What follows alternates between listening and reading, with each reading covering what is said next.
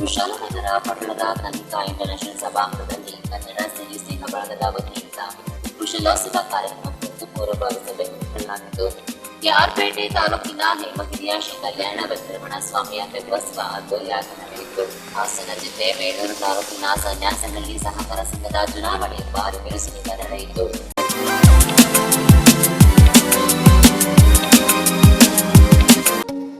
ಶ್ರೀ ದುರ್ಗಾ ಕ್ಯಾಟರ್ಸ್ ಕುಶಾಲನಗರ. ನಮ್ಮಲ್ಲಿ ಮದುವೆ, ಉಪನಯನ, ಗೃಹ ಪ್ರವೇಶ, ಯಾವುದೇ ಪೂಜಾ ಸಮಾರಂಭಗಳಿಗೆ ನಿಮ್ಮ ಮನೆ ಬಾಗಿಲಿಗೆ ರುಚಿಯಾದ ತಿಂಡಿ, ಊಟ ಸರಿಯಾದ ಸಮಯಕ್ಕೆ ಮಂಗಳೂರು ಶೈಲಿಯ ಬ್ರಾಹ್ಮಣರ ರುಚಿಯಾದ ಸಸ್ಯಾಹಾರ ಅಡುಗೆ ಮಾಡಿಕೊಡಲಾಗುವುದು. ಹೆಚ್ಚಿನ ಮಾಹಿತಿಗಾಗಿ ಸಂಪರ್ಕಿಸಿ ಶ್ರೀ ದುರ್ಗಾ ಕ್ಯಾಟರ್ಸ್ ಮಾಲೀಕರಾದ MS ಗೋಪಾಲ ಭಟ್ಟರು, ಕುಶಾಲನಗರ. ಮೊಬೈಲ್ ಸಂಖ್ಯೆ 9448019653, ಮತ್ತೊಂದು ಸಂಖ್ಯೆ 7353153690. ಕುಶಾಲನಗರ ತಾಲೂಕಿನ ಪಟ್ಟಣದಲ್ಲಿರುವ ಕೃಷಿ ಉತ್ಪನ್ನ ಮಾರುಕಟ್ಟೆ ಸಮಿತಿಯ ಕಾರ್ಯದರ್ಶಿ ಸಂದೇಶ್ ಕುಮಾರ್ 60,000 ಲಂಚ ಪಡೆದಿದ್ದ ವೇಳೆ ಲೋಕಾಯುಕ್ತ ಅಧಿಕಾರಿಗಳ ಬಲೆಗೆ ಸಿಕ್ಕಿಬಿದ್ದಿದ್ದಾರೆ. ಕುಶಾಲನಗರದ APMC ಕಾರ್ಯದರ್ಶಿ ಸಂದೇಶ್ ಲಂಚ ಸ್ವೀಕರಿಸುತ್ತಿರುವ ವೇಳೆ ಲೋಕಾಯುಕ್ತ ಬಲೆಗೆ ಬಿದ್ದಿದ್ದಾರೆ. ಲಂಚ ಸ್ವೀಕರಿಸುವ ವೇಳೆ ಪೊಲೀಸರು ದಿಢೀರ್ ದಾಳಿ ನಡೆಸಿದ್ದಾರೆ. ಕರಿಮೆಣಸು ಸಾಗಾಣಿಕೆ ಸಂಬಂಧಿಸಿದಂತೆ ಸಂದೇಶ್ ಅವರು ಲಂಚಕ್ಕೆ ಬೇಡಿಕೆ ಇಟ್ಟಿದ್ದಾರೆ ಎಂದು ವಿರಾಜಪೇಟೆ ನಿವಾಸಿ ಸಾತ್ವಿಕ್ ಎಂಬುವರು ಲೋಕಾಯುಕ್ತರಿಗೆ ದೂರು ನೀಡಿದ ಹಿನ್ನೆಲೆಯಲ್ಲಿ ಲೋಕಾಯುಕ್ತ ಪೊಲೀಸರು ಖಚಿತ ಮಾಹಿತಿ ಮೇರೆಗೆ ದಾಳಿ ನಡೆಸಿ ಆರೋಪಿಯನ್ನು ವಶಕ್ಕೆ ಪಡೆದಿದ್ದಾರೆ. APMC ಕಾರ್ಯದರ್ಶಿ ಸಂದೇಶ್ ಕರಿಮೆಣಸು ಸಾಗಾಣಿಕೆ ಪ್ರತಿ ತಿಂಗಳು ಮಾಮೂಲು ಹಣ ನೀಡಬೇಕೆಂದು ಬೇಡಿಕೊಂಡಿದ್ದರು.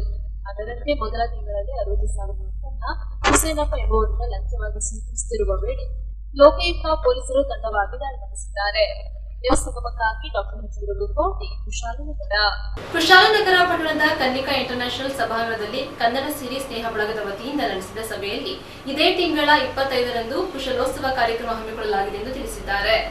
ಕುಶಾಲನಗರ ಪಟ್ಟಣದ ಕನ್ನಿಕಾ ಇಂಟರ್ನ್ಯಾಷನಲ್ ಸಭಾಂಗಣದಲ್ಲಿ ಕನ್ನಡ ಸಿರಿ ಸ್ನೇಹ ಬಳಗ ಕೊಡಗು ಜಿಲ್ಲೆಯವರ ವತಿಯಿಂದ ಕರ್ನಾಟಕ ಸುವರ್ಣ ಸಂಭ್ರಮಾಚರಣೆಯ ಅಂಗವಾಗಿ ಕುಶಲೋತ್ಸವ ನಮ್ಮೋರ ಮನೆಗೆ ನನಗೆ ನುಡಿಯದವರು ರಾಜ್ಯದ ಮಾಜಿ ಮುಖ್ಯಮಂತ್ರಿ ಜೀವನದ ಅದ್ಭುತ ಅವರಿಗೆ ದುಡಿದ ಮನ ಕಾರ್ಯಕ್ರಮ ಮತ್ತು ರೈತರ ಜೀವನಾಡಿ ಹಾರಂಗಿ ಜಲಾಶಯದಲ್ಲಿರುವ ಮಾಜಿ ಮುಖ್ಯಮಂತ್ರಿ ದಿವಂಗತ ವೀರೇಂದ್ರ ಪಾಟೀಲ್ ಅವರ ಜನ್ಮದಿನ ಮಾನಸಿಕ ಕಾರ್ಯಕ್ರಮವು ಇದೇ ಫೆಬ್ರವರಿ 25ರಂದು ಅದ್ದೂರಿಯಾಗಿ ಪ್ರಮುಖ ಗುಂಡಿಯಲ್ಲಿ ನೆರವೇರಿಸಲಾಗಿದ್ದ ರೈತ ಸಹಕಾರ ಭವನದಲ್ಲಿ 9 ಊರಿನ ಹಿರಿಯರಾದ ನಿವೃತ್ತ ಶಿಕ್ಷಕರಾದ ನಜೀರ್ ಅಹಮದ್, ಗಣಪತಿ ದೇವಾಲಯದ ಗೌರವಾಧ್ಯಕ್ಷರಾದ ಕುಮಾರ್, ಪುರಸಭೆ ಅಧ್ಯಕ್ಷರಾದ ಶ್ರೀಮತಿ ಜಯಲಕ್ಷ್ಮಿ ಚಂದ್ರು, ಕೋಮರಪಟ್ಟಣ ಸಮಿತಿ ಪೂರ್ವಭಾವಿ ಸಭೆಯಿಂದ ಕನ್ನಡ ಸಿರಿ ಸ್ನೇಹ ಬಳಗದ ಜಿಲ್ಲಾಧ್ಯಕ್ಷರಾದ ಲೋಕೇಶ್ ಸಾಗರ್ ಅವರ ಸಮ್ಮುಖದಲ್ಲಿ ಸಭೆ ನಡೆಸಲಾಯಿತು.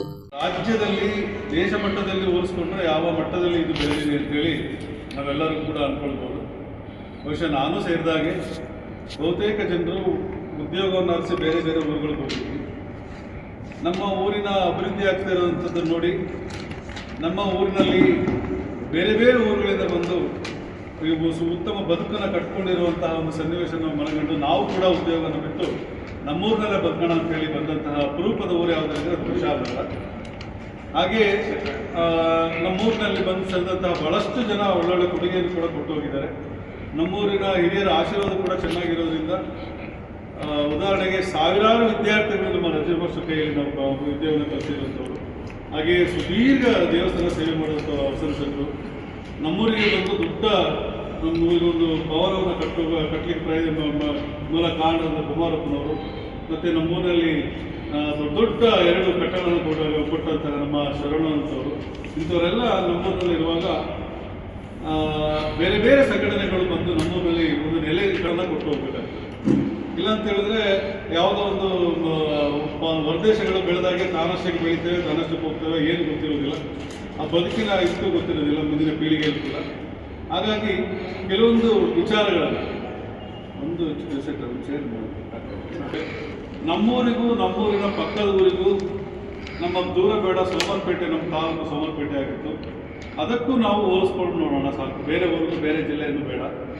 ಆ ಸೋಮರಪೇಟೆ ಬೆಳವಣಿಗೆ ನಮ್ಮ ಕುಶಾಲನಗರದ ಬೆಳವಣಿಗೆ ಎಷ್ಟು ಮಟ್ಟಕ್ಕಿದೆ ಅನ್ನೋದು ಎಲ್ಲರೂ ಗೊತ್ತಿರುವಂಥ ವಿಚಾರ.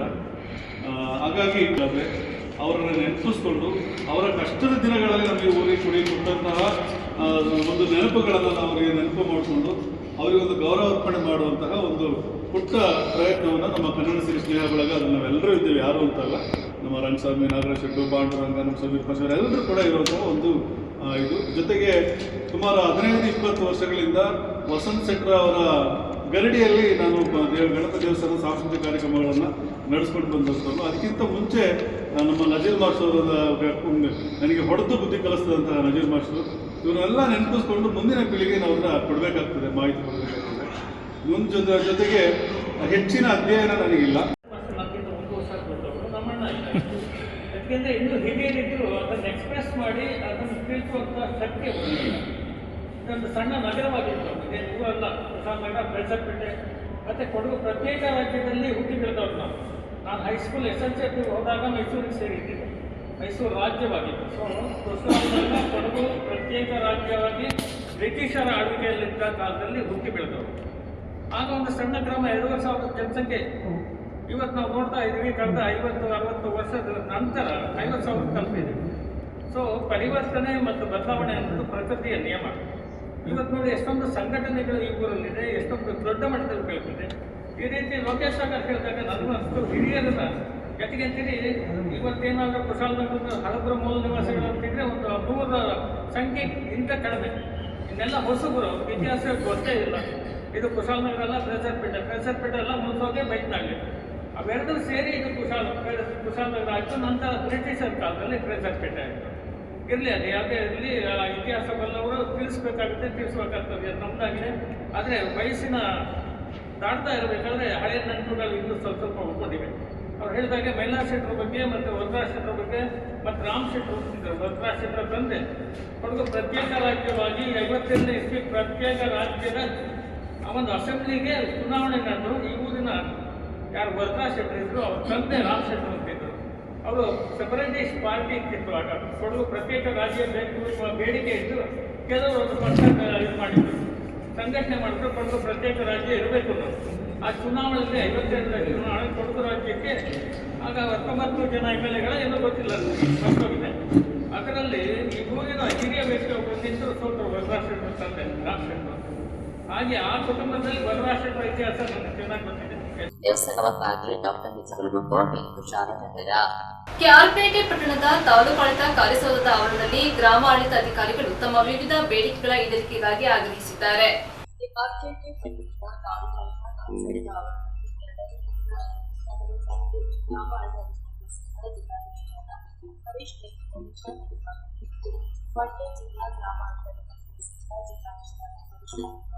ರಾಜ್ಯ ಸಂಘದ ನಿರ್ದೇಶಕರಿಗೆ ಬೇಡಿಕೆಗಳನ್ನು ಪರಿಹರಿಸಬೇಕು. ಬಡವರ ಪರವಾಗಿ ನಿರ್ವಹಿಸುವ ನಮ್ಮ ನಮ್ಮ ಒತ್ತಡದ ಸಮಯದಲ್ಲಿ ಸೇವೆಗೆ ಅನುಕೂಲವಾಗಲಿ ಸುಸಂಸ್ಕೃತ ವಿವಿಧ ಸೌಲಭ್ಯ ಒದಗಿಸಿದರು. ಪ್ರತಿಯೊಂದು ದೇವಿ ಯಾರಿಗೆ ಗ್ರಾಮ ತಾಲೂಕು ಅಧ್ಯಕ್ಷರಾದ ಶ್ರೀ ಸಾರಥಿ, ಕಾರ್ಯದರ್ಶಿ ರಮೇಶ್, ಜಿಲ್ಲಾಧಿಕಾರಿಗೌಡ, ನಿರ್ದೇಶಕರಾದ ಶ್ವೇತಾ, ಪೂಜಾ, ಕಾಂತೇಶ್, ಸಮಾಚಾರ ಸೇರಿದಂತೆ ತಾಲೂಕಿನ ಎಲ್ಲ ವರ್ಗದ ಗ್ರಾಮಾಡಳಿತಗಳು ಉಪಸ್ಥಿತರಿದ್ದರು. ಎರಡನೇ ಹಂತದ ಮುಷ್ಕರವಾಗಿರುತ್ತದೆ. ಹೆಣ್ಣು ಮಕ್ಕಳಿಗೆ ಯಾವುದೇ ಸೌಲಭ್ಯಗಳು ದೊರೆತಿರುವುದಿಲ್ಲ. ಮತ್ತು ದಿನನಿತ್ಯ 7 ಗಂಟೆಯಿಂದ 10 ಗಂಟೆವರೆಗೂ ಕೆಲಸ ಮಾಡ್ತೇವೆ. ನೆಕ್ಸ್ಟ್ ಮತ್ತೆ VCಗಳು ತಗೋತವ್ರೆ, ಅದಕ್ಕೆ ಯಾವುದೇ ರೀತಿಯಾದಂಥ ಸೌಲಭ್ಯಗಳನ್ನು ಕೊಟ್ಟಿರುವುದಿಲ್ಲ. ಕೆಲಸ ಮಾಡಿ ಎನ್ನುವುದು ಪ್ರೆಜರ್ ಆಗಿರುತ್ತದೆ. ಅವರು ಹೇಳ್ತಿರುವುದು ತಪ್ಪು ಅಂತ ಹೇಳ್ತಿಲ್ಲ, ಬಟ್ ನಮಗೆ ಬೇಕಾಗಿರುವಂಥ ಅವಶ್ಯಕವಾದಂತಹ ಮಾಹಿತಿಗಳು ನಮ್ಮ ಕೈಯಲ್ಲಿ ಇದ್ದಾಗ ನಾವು ಮಾಡಿ ಕೊಡುತ್ತೇವೆ ಅಂತ ಹೇಳ್ತೇವೆ. ಹಂಗೆ ಅಂತರ್ಜಿಲ್ಲಾ ವರ್ಗಾವಣೆಯಲ್ಲಿ ಎಲ್ಲರೂ ತಂದೆ ತಾಯಿ ಆಗಲಿ ಗಂಡ ಆಗಲಿ ಅವರೆಲ್ಲ ಬಿಟ್ಬಿಟ್ಟು ಇಲ್ಲಿ ಕೆಲಸ ಮಾಡ್ತಾ ಇದ್ದಾರೆ. ಅವರಿಗೆ ಅಂತರ್ಜಿಲ್ಲಾ ವರ್ಗಾವಣೆ ಕಲ್ಪಿಸಿಕೊಟ್ಟಲ್ಲಿ ಅವರಿಗೆ ತುಂಬ ಅನುಕೂಲ ಆಗುತ್ತೆ ಅಂತ ಹೇಳ್ಕೊಳ್ತೀನಿ.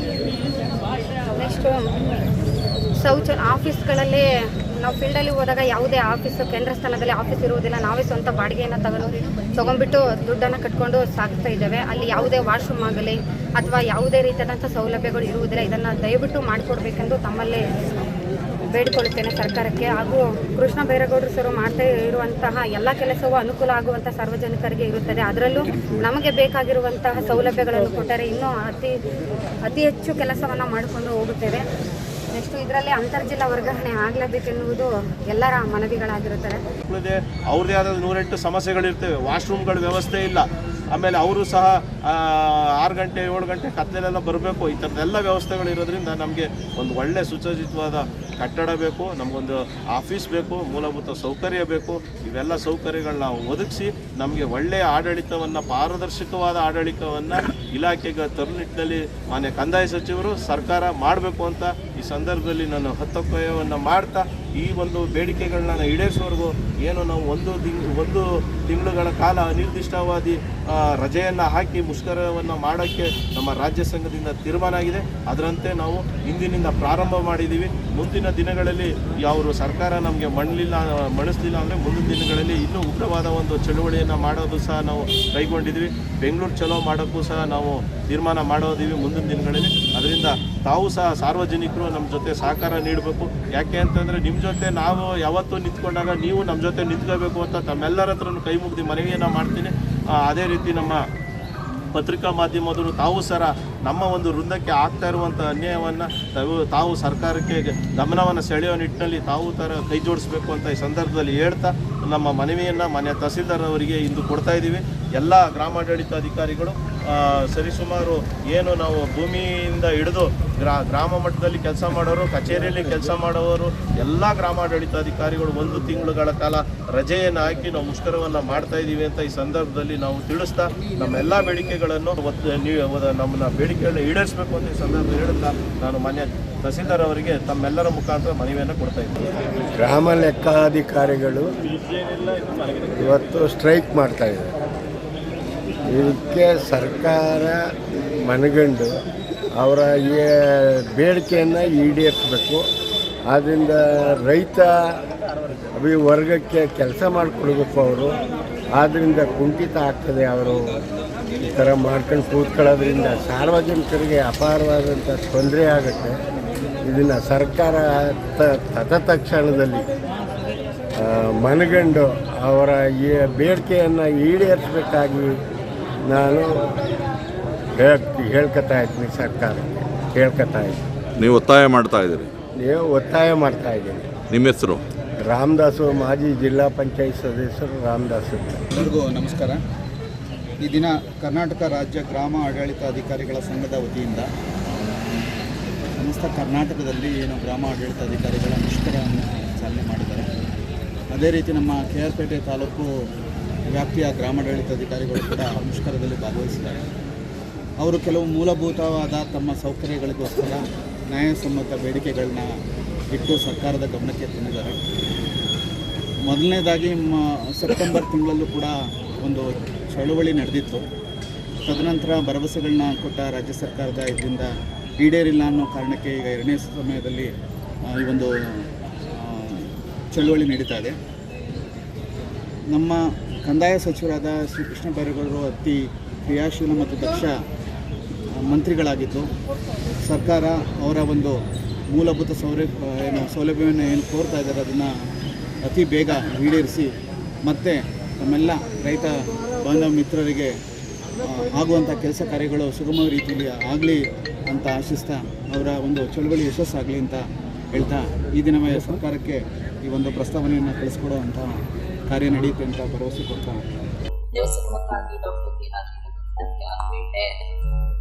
ಹಾಸನ ಜಿಲ್ಲೆ ಬೇಲೂರು ತಾಲೂಕಿನ ಸನ್ಯಾಸಿಹಳ್ಳಿ ಸಹಕಾರ ಸಂಘದ ಚುನಾವಣೆ ಭಾರಿ ಬಿರುಸಿನಿಂದ ನಡೆಯಿತು. ಬೇಲೂರು ಶಿವಗಿರ ಸಹಕಾರ ಸಂಘದ 12 ನಿರ್ದೇಶಕ ಸ್ಥಾನಕ್ಕೆ ನಡೆಯುವ ಚುನಾವಣೆ ಭಾರಿ ಬಿರುಸಿನಿಂದ ಮತದಾನ ಆರಂಭಕ್ಕೆ ಹೋರಾಟ ಚೇದಾಟ ನಡೆದಿದ್ದು, ಪೊಲೀಸರು ತಮ್ಮ ಕಡೆಗೆ ತೆರಳು ಮನಸಾಯಿಸಿಕೊಳ್ಳಬೇಕಾಯಿತು. ಇದು ನಡೆದಿದ್ದು ಹಾಸನ ಜಿಲ್ಲೆ ಬೇಲೂರು ತಾಲೂಕು ಸನ್ಯಾಸಿಹಳ್ಳಿ ಸಹಕಾರ ಸಂಘದ ಚುನಾವಣೆ ಬೆಳಗ್ಗೆ 9 ಗಂಟೆಗೆ ಮತದಾನ ಆರಂಭಗೊಂಡಿದ್ದು, ಪ್ರಾರಂಭದಲ್ಲಿನ ಗೊಂದಲದ ನಂತರ ಶಾಂತತೆಗೆ ತಿಳಿದಿತ್ತು. ಸಾಲ ಪಡೆಯದ ಕ್ಷೇತ್ರದಲ್ಲಿ 75 ಮತಗಳನ್ನು ಶೇಕಡ 100 ಮತದಾನವಾಗಿದ್ದು, ಒಂದು ಸಹ ತಿರಸ್ಕೃತಗೊಂಡಿರುವುದು ವಿಶೇಷವಾಗಿದೆ. ಅದೇ ರೀತಿ ಸಾಲಗಾರರ ಕ್ಷೇತ್ರದಲ್ಲಿ 12 ಗಂಟೆಗಿಂತ ಹೆಚ್ಚು ಜನರಿಗೆ ಮತದಾನ ಮಾಡಿದ ಸುಮಾರು 84 ಮತಪತ್ರಗಳು ತಿರಸ್ಕೃತಗೊಂಡಿದ್ದು, ಮತ್ತೊಂದು ವಿಶೇಷವಾಗಿದ್ದು ನಿರ್ದೇಶಕರಾಗಿ ಆಯ್ಕೆಗೊಂಡವರ ವಿರುದ್ಧ ಈ ರೀತಿ ಇದೆ. ವಿ.ಡಿ. ಚಂದ್ರೇಗೌಡರು, ಚಂದನ್, ಕೇಶವಮೂರ್ತಿ, ಕಾಂತರಾಜು, ಲೋಕೇಶ್, ಪುಷ್ಪ, ಪಂಕಜ, ನಾಯಕ ಮಲ್ಲಯ್ಯ ಬಸವರಾಜು ಸಾಲ ಪಡೆದ ಕ್ಷೇತ್ರ ಬಿಕೆ ಕಾಂತರಾಜು ಅಣ್ಣಪ್ಪ ಅಗ್ರಗವಾಗಿ ಅಭಿನಂದರು. ನ್ಯೂಸ್ ಗಮನವಾಗಿ ಅನಂತರಾಜ್ ಅರಸ್ ಬೆಂಗಳೂರು. ಕೆಆರ್ಪೇಟೆ ಪಟ್ಟಣದ ಪ್ರವಾಸಿ ಮಂದಿರದಲ್ಲಿ ಘೋಷಣೆ ನಡೆಸಿ ಇದೇ ತಿಂಗಳ 12ರ ಬುಧವಾರ ಕೃಷ್ಣ ಪ್ರತಿಷ್ಠಾನ ವತಿಯಿಂದ ವಿಚಾರ ಸಂಕಿರಣ ಕಾರ್ಯಕ್ರಮ ಹಮ್ಮಿಕೊಳ್ಳಲಾಗಿದೆ ಎಂದು ತಿಳಿಸಿದ್ದಾರೆ.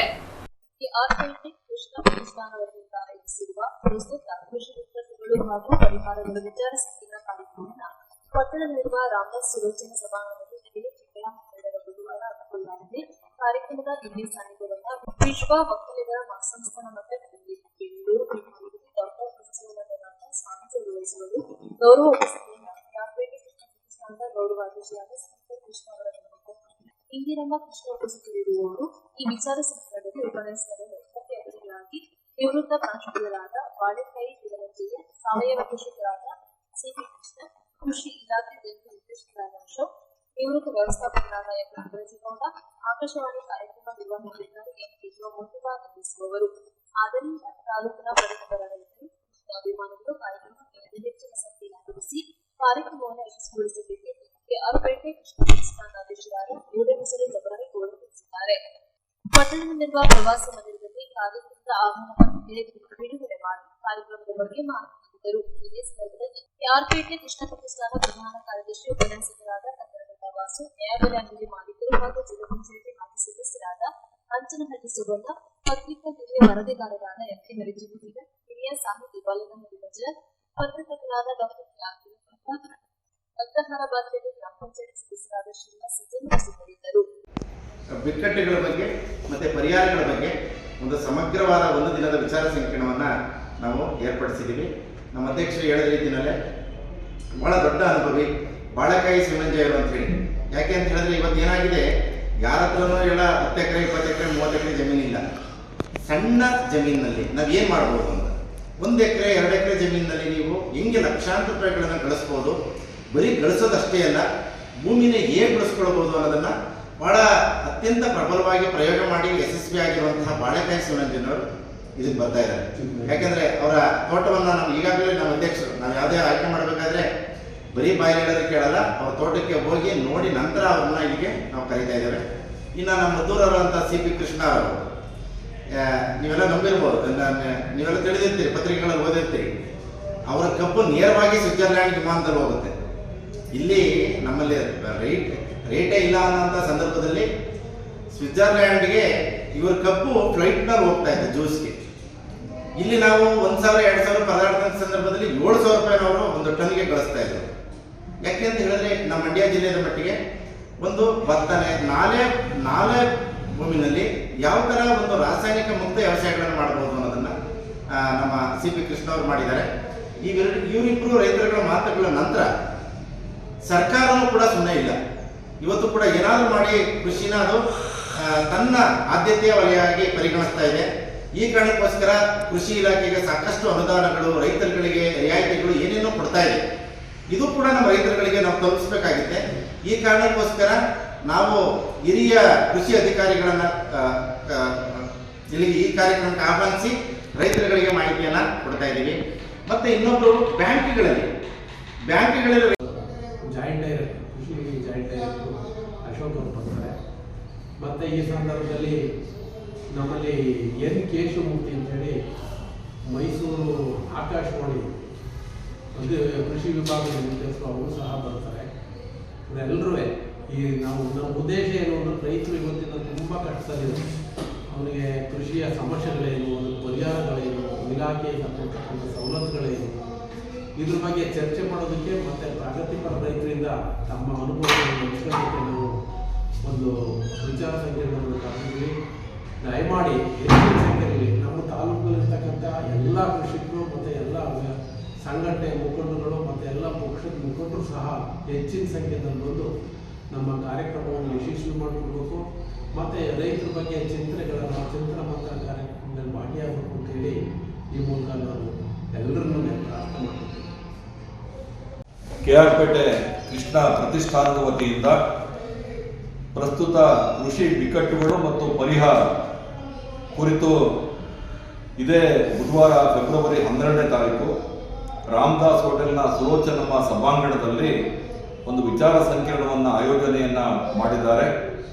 ಈ ಕಾರ್ಯಕ್ರಮದ ದಿವ್ಯ ಸಾನ್ನಿಧ್ಯವನ್ನು ಬೆಂಗಳೂರಿನ ಕೆಂಗೇರಿಯ ವಿಶ್ವ ಒಕ್ಕಲಿಗರ ಮಹಾಸಂಸ್ಥಾನ ಮಠದ ಪೀಠಾಧಿಪತಿಗಳಾದ ಡಾಕ್ಟರ್ ನಿಶ್ಚಲಾನಂದನಾಥ ಸ್ವಾಮೀಜಿಯವರು ಇದೇ ಮೊದಲನೇ ಬಾರಿಗೆ KR ಪೇಟೆ ತಾಲೂಕಿಗೆ ಬರ್ತಾ ಇದ್ದಾರೆ. ಅವರ ಪುರ ಪ್ರವೇಶದ ಜೊತೆಗೆ ಈ ಒಂದು ಕೃಷಿ ವಿಚಾರ ಸಂಕಿರಣದ ದಿವ್ಯ ಸಾನ್ನಿಧ್ಯವನ್ನು ಸ್ವಾಮೀಜಿಯವರು ವಹಿಸ್ತಾ ಇದ್ದಾರೆ.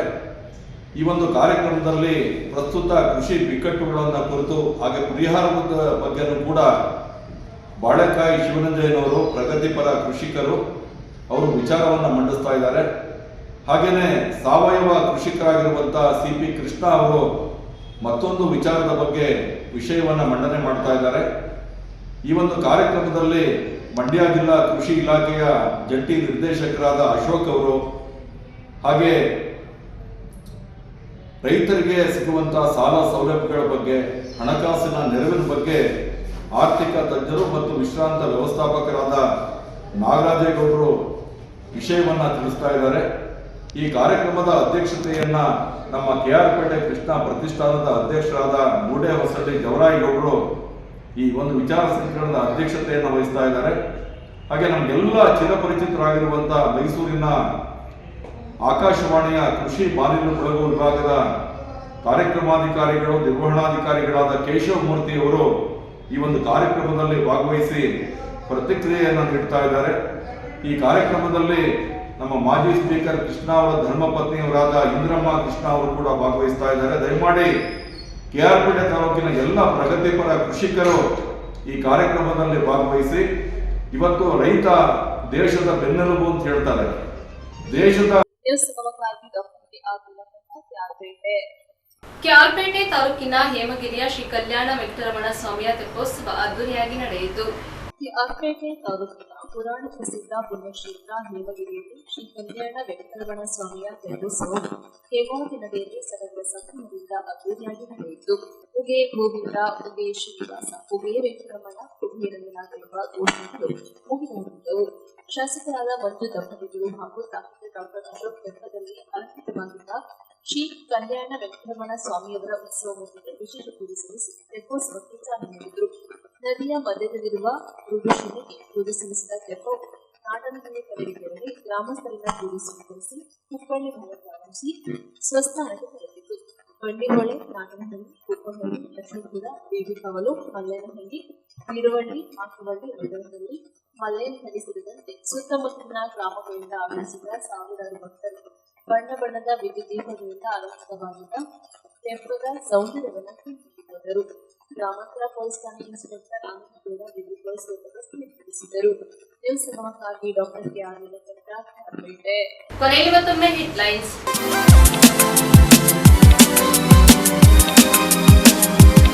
ಕುಶಾಲನಗರ ಪಟ್ಟಣದ ಕನಿಕಾ ಇಂಟರ್ನ್ಯಾಷನಲ್ ಸಭಾಂಗಣದಲ್ಲಿ ಕನ್ನಡ ಸಿರಿ ಸ್ನೇಹ ಬಳಗದ ವತಿಯಿಂದ ಕುಶಲೋತ್ಸವ ಕಾರ್ಯಕ್ರಮ ಕುರಿತು ಪೂರ್ವಭಾವಿ ಸಭೆ ನಡೆಸಲಾಗಿತ್ತು. KR ಪೇಟೆ ತಾಲೂಕಿನ ಹೇಮಗಿರಿಯ ಶ್ರೀ ಕಲ್ಯಾಣ ವೆಂಕಟರಮಣ ಸ್ವಾಮಿಯ ತೆಪ್ಪೋತ್ಸವ ಅದ್ದೂರಿಯಾಗಿ ನಡೆಯಿತು. ಹಾಸನ ಜಿಲ್ಲೆ ಬೇಲೂರು ತಾಲೂಕಿನ ಸನ್ಯಾಸನಹಳ್ಳಿ ಸಹಕಾರ ಸಂಘದ ಚುನಾವಣೆ ಭಾರಿ ಬಿರುಸಿನಿಂದ ನಡೆಯಿತು.